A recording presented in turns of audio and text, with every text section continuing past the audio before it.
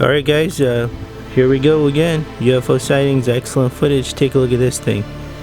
During a blizzard, during a snowstorm over here. This particular footage is coming to us from Wisconsin. We just don't have an exact date on it, but look at this thing. I mean, excellent footage over here. It's just hovering over the sky. Excellent footage. Look at the snow coming down. Once again, we do believe this is in Wisconsin. We just don't have an exact date for you. That's the part that's killing us. But the location has been identified for sure. It was in the outskirts of Madison. If you guys have any information on this UFO, leave it down in the comments below. It would be greatly appreciated. But here's the footage. Obviously, it's garbage night.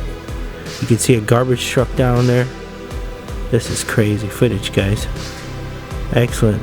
Weather drone, possibly. Give us your thoughts in the comments below. And don't forget to share, like, and subscribe. And we will talk to you soon.